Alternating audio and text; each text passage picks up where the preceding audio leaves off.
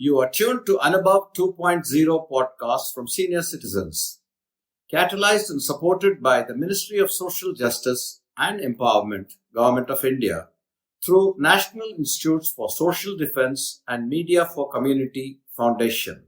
The project is conceived and designed by Dr. R. Sridhar and supported by Ashish Tiwari, Pooja Murada, Sai Sudha, and Kaushalya. கூடுங்கள் கேளுங்கள் நண்பர்களே, இளமையில் நாம் செய்ய நினைத்ததை முதுமையில் செய்ய இயலுமே என்று வாருங்கள் வாருங்கள் நண்பர்களே, கூடுங்கள் கேளுங்கள் நண்பர்களே. கோவை வானில் ஒன்றாய் கூடி சிந்திப்போம், கேட்போம், மகிழ்வோம், சிந்திப்போம், கேட்போம், மகிழ்வோம். Vanakkam listeners, today we bring you an incredible journey of a woman who turned tragedy into triumph, Arunima Sinha, an athlete, a mountaineer and a true embodiment of inspiration.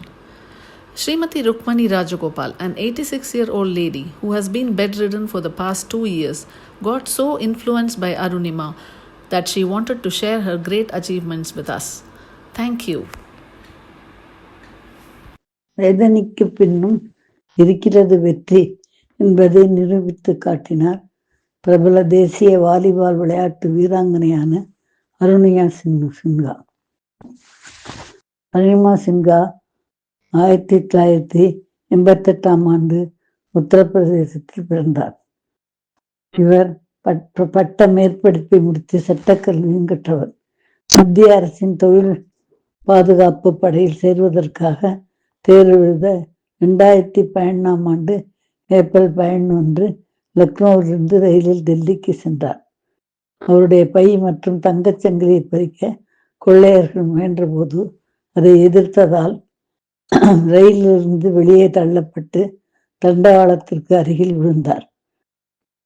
அப்போது அவருடைய இடது கால் மட்டும் தண்டவாளத்தின் மீது இருந்ததால் எதிரில் வந்த மற்றொரு ரயில் அந்த காலின் மீது ஏற முற்றிலுமாக செயலிழந்தது. இவருடைய நிலையை கணக்கில் கொண்டு ரயில்வே அமைச்சகம் இவருக்கு வேலை வழங்கியது. இருப்பினும் தான் வாழ்க்கையில் ஏதாவது சாதிக்க வேண்டும் என்ற தீவிரத்துடன் செயற்கை காலை பொருத்தி கொண்டார். எவரெஸ்ட் சிகரத்தில் ஏறி சாதனை புரியும் ஆர்வத்தோடு உத்தரகாசியில் உள்ள நேரு மலையேறுதல் பயிற்சி கல்லூரியில் சேர்ந்தார். முதலில் அருணிமா செயற்கைக்கால் உதவியுடன் 2012 தீவு சிகரத்தில் ஏறினார்.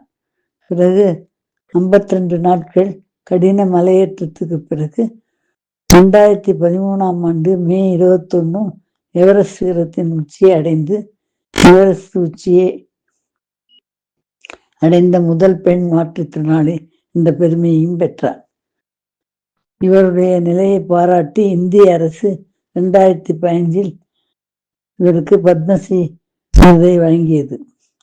அருணிமா சின்ஹா அடுத்த இலக்கு 7 கண்டங்களிலும் உள்ள 7 உயரமான சிகரங்களையும் ஏறுவதாக இருந்தது.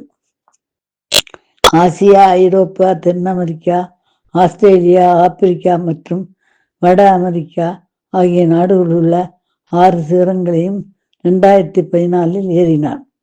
பிறகு ஜனவரி 4, 2019 அன்று அண்டார்டிகாவில் 7வது சிகரத்தை ஏறி உலகில் 7 கண்டங்களில் உள்ள உயரமான சிகரங்களும் ஏறிய முதல் பெண் மாற்றுத்திறனாளி என்ற பெருமையையும் பெற்றார்.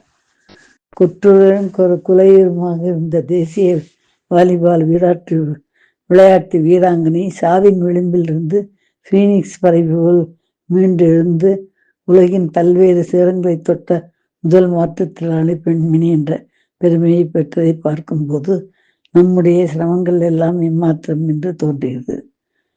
எப்படி அருணிமா சின்ஹாவின் தீரச் செயல். வாழ்க வளமுடன். பூர்ணிமா. Okay, by.